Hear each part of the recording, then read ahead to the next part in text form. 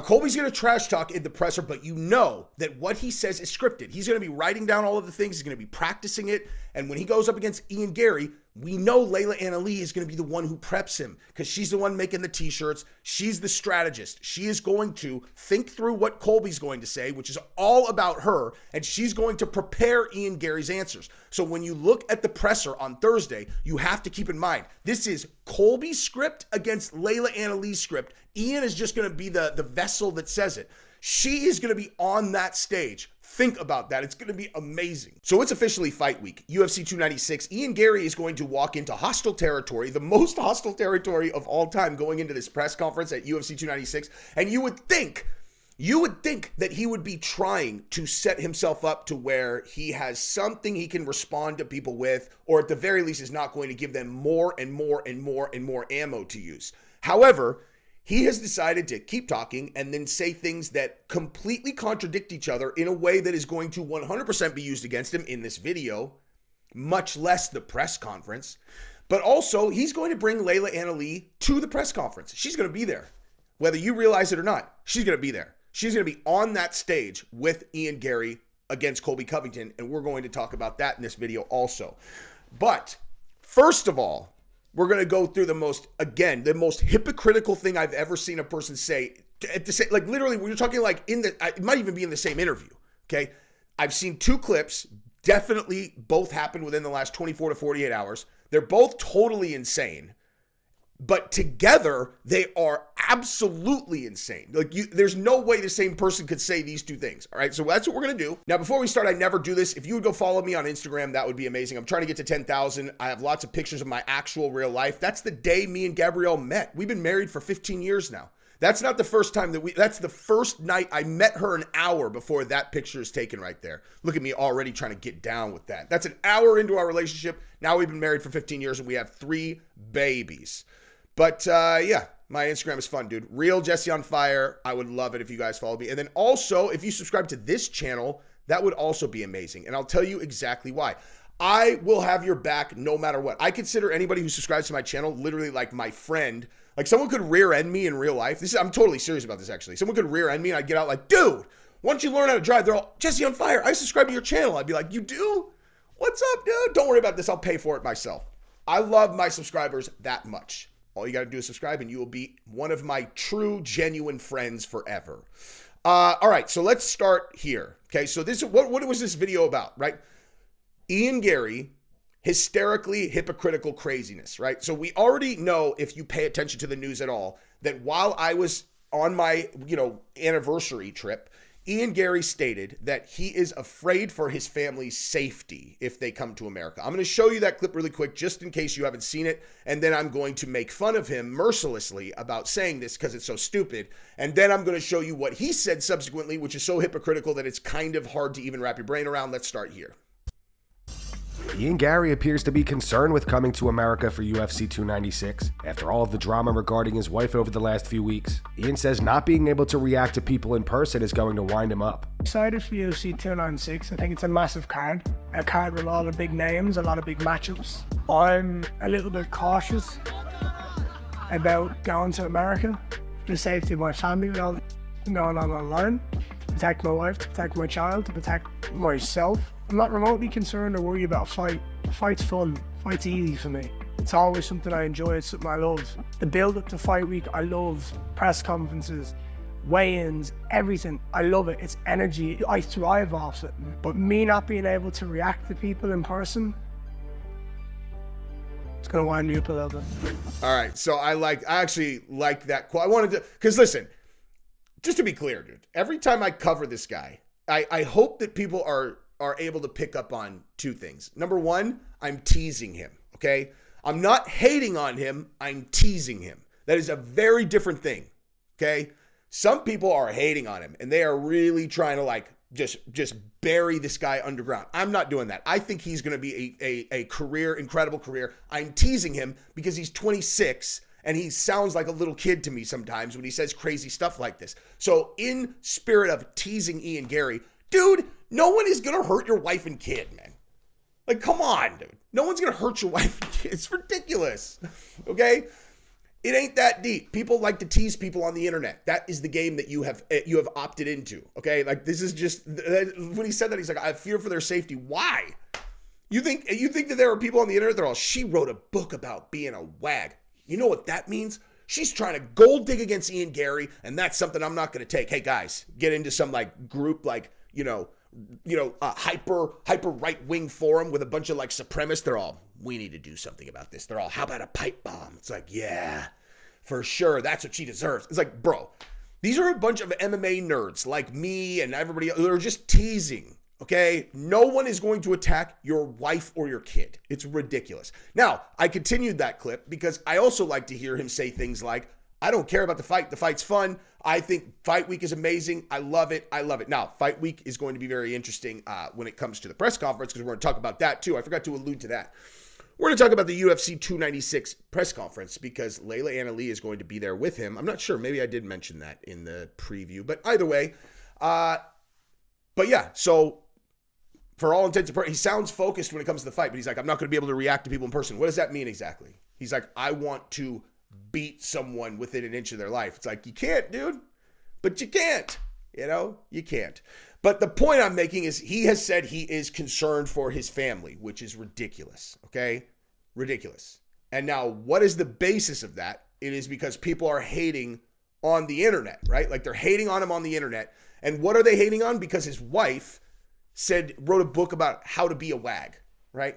How to be a wag, and she's 40, right? And then the ex-husband lives with them, all right? So like, that's why they're hating on him.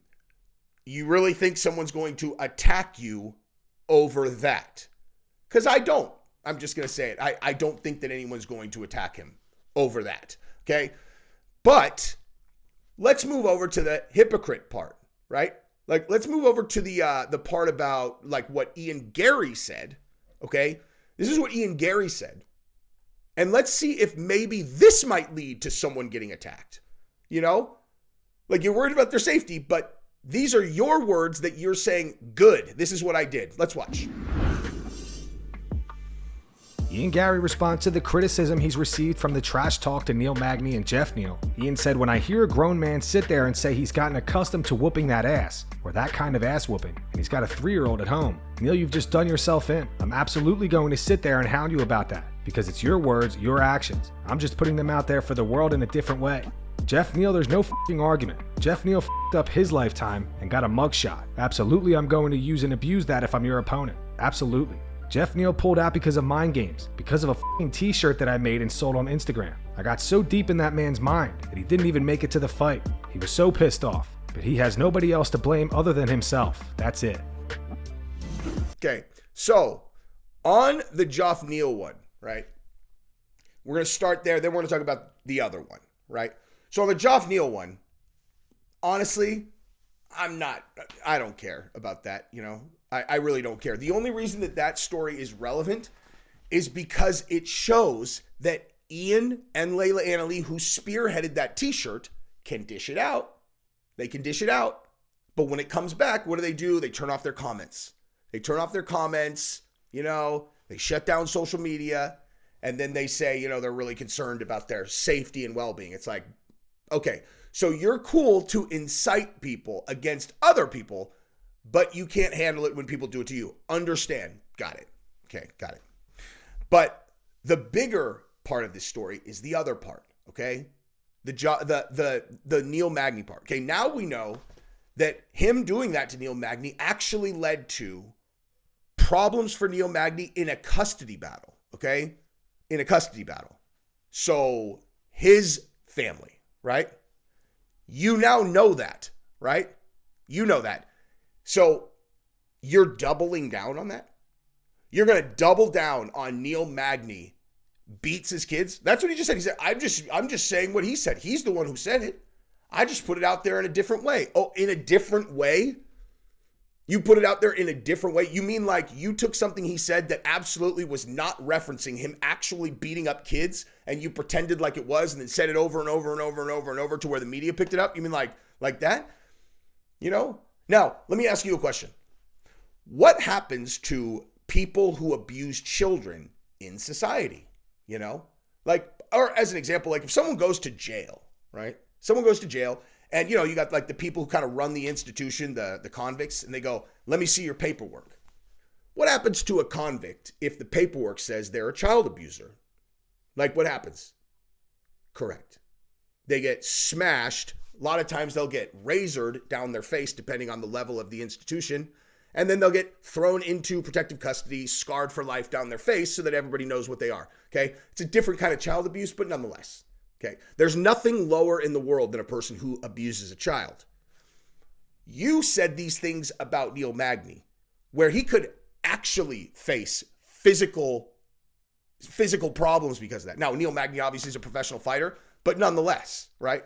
What you said could actually put him in danger. Like, for real, put him in danger. And you actually endangered the intactness of his family. He might lose his kids. You did that. So you can have it one of two ways here, okay? It's hypocritical either way. It's actually laughable either way. That I'm concerned for the safety of my family. What? Okay, so, but over here, the things you said have actual real world implications that are much more serious than over there. And when given the opportunity to talk about it, you just double down. You're like, no, man, he said it. So you got a couple options here. One is that Ian has finally figured out that this is good. Okay. This is my hope. Because like I've said, I'm rooting for Ian Garry. I really am, dude. This is fun, man. I love the mixed martial arts game. I love it more than anything. I love it. I love it. I love it. Jesse, why don't you cover the fights themselves? Honestly, like I've said a million times, people have that covered, dude. People have that covered.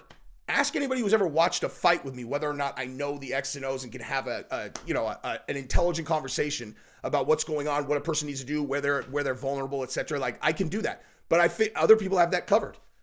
I like this part. I like the game. I like the game itself, hyping fights, what's going on outside, because that's what builds hype to make the fights more exciting.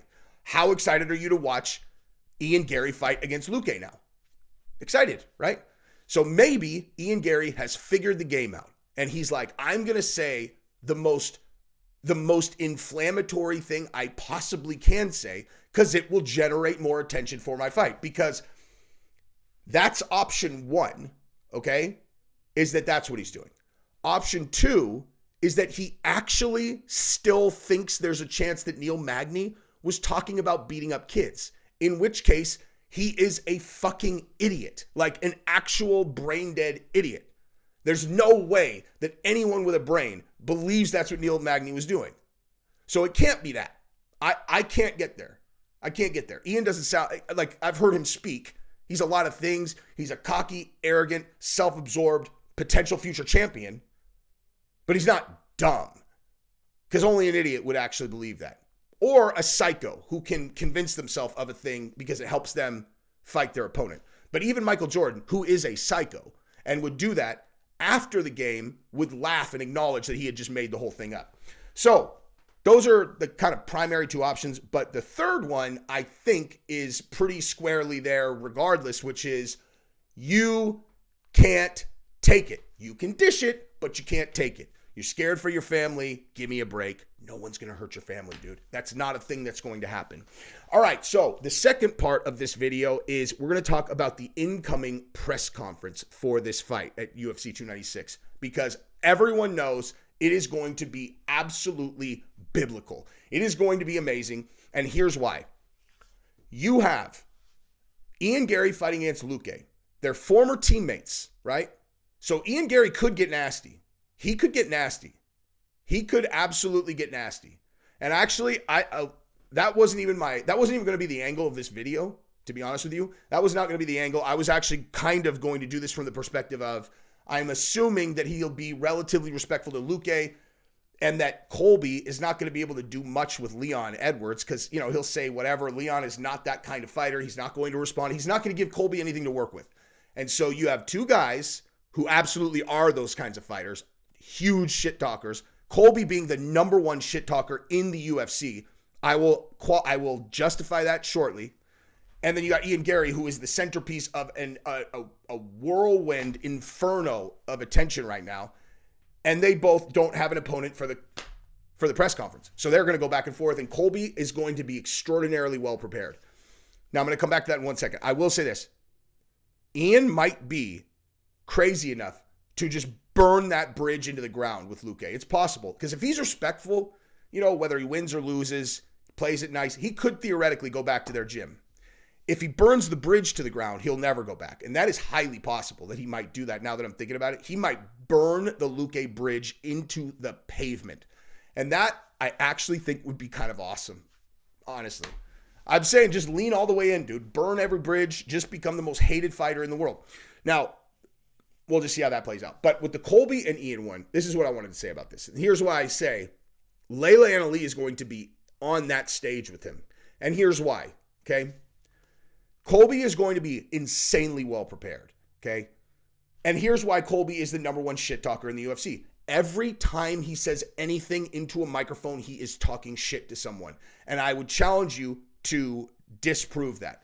When he's in character. When he's in character and he says a sentence, it is either talking shit to someone, even when he's supporting someone else. When he goes, President Trump is the President Trump, he's talking shit to the left, dude.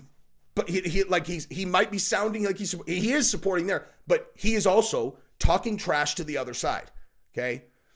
Oh, this guy, yada, yada. He never says anything positive about anyone. Okay. Like Colby does not say a word that is positive about anyone ever. It's his character. This is what he does, except if the thing he's saying is positive is Trump or whatever, and that is simultaneously talking shit to the left. So he's going to go in here so well prepared to light Ian Garry up. It's going to be amazing because Ian Garry is great on the microphone, kind of, but he's cringe. Like he's not clever. He's not funny. He's confident, right? He's very confident, and he'll say things really confidently, but he's not clever like Conor or like Chael, right? Like Conor is the fastest. Conor just comes up with quick responses that are funny when he's in, when he's in that mode. Chael is like a simultaneous where he has that and he will handcraft brilliant scripted stuff that he's going to say. Colby is kind of like he's like just a very, very intentional kind of Chael where everyone knows what he's doing is an act, but simultaneously, he never breaks character, so it's good. He's going to say a lot of shit about Ian, and guess what? Because we saw Ian Garry's wife in the video going on and doing the Joff Neal t-shirt, we know she is going to be preparing. She's going to be the one that's preparing Ian Garry for this thing, for sure. For sure. So she's going to be sitting with him and she's going to say, he's going to say this, he's going to say this, you need to say this. He's going to say this, he's going to say this, you need to say this. And so we're going to find out what kind of game Layla Anna Lee has based on how Ian Garry responds to what Colby says, because it is inevitable that she is smart enough to know what Colby's going to say, because Colby, it's not like, his insults are not well researched or rocket science. You know exactly what he's going to go after.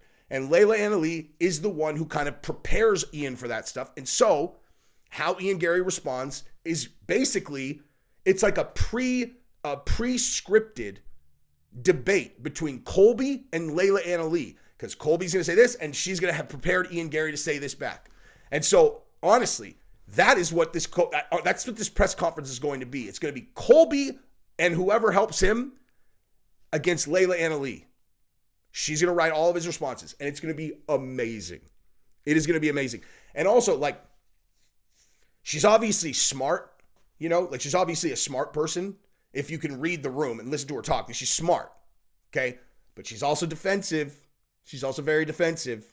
She's very defensive. If you watch those things, now, listen, if someone was fucking with me like that, I would probably be defensive. I wouldn't.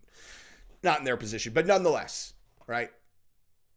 She was defensive, and this stuff is about her. So we'll see if she can kind of put that away and write out intelligent responses for Ian Garry to use, because they're coming, dude. There is absolutely no question that is what this press conference is going to be, and I cannot wait to see it. They're in the same weight class. If Colby, you know what? Honestly, if Colby loses, I would say actually the loser of this fight is highly likely to fight Ian Garry next. Would be my guess. As a matter of fact, actually, I think I'm very confident that will certainly be discussed heavily, assuming that Ian Garry wins, right? If Ian Garry wins and you got Bilal as the backup, which means he's next up. Ian Garry doesn't want to fight for the title next, so you got Bilal next. The loser is going to fight Ian Garry if Ian Garry wins. And so if Colby loses and Ian Garry wins, and honestly, God, there's a storyline with both of them. Because Leon Edwards kicked him out of the gym, and Colby's going to light him up in the presser. This is gold for the UFC. Gold. Anyway, that is what I've got. Oh, by the way, speaking of things that I can show everyone, I always tell you guys that I train at Six Blades. My professor's multi-time world champion, one of the best in the world in a gi, all that. So he got on Fight Pass and fought. He fought against Gordon Ryan's training partner, Big Dan, last night. Okay, he fought against Big Dan. Laura Sanko connected him with the matchmaker over there. She's amazing. Thank you, Laura Sanko. So she put Victor with the matchmaker over there, and Victor made his debut last night. And guess what, dude? Big Dan Matisow, they did all the entire fight preview was like, Big Dan is the strongest guy. Gordon Ryan's like, there's no one I've ever touched who's stronger than Big Dan on the mat. He's unbelievable. He's incredibly blah, blah, blah. Big Dan, Big Dan, Big Dan. And Victor, my coach, submitted him. Jackpot. Here's what that. Well, I probably should have had you stay down there. Somebody get me a step ladder. All right, big win, Victor. How are you feeling right now? Obviously tired, but what a huge win. Talk to us. I felt, it's hard to change. I had my greatest year of my career this year, and whenever I got the call for the UFC Fight Pass, I said yes right away. But it's been a long year of competition, and I didn't want to let anyone down. I gave my best, and we came out with another sub win.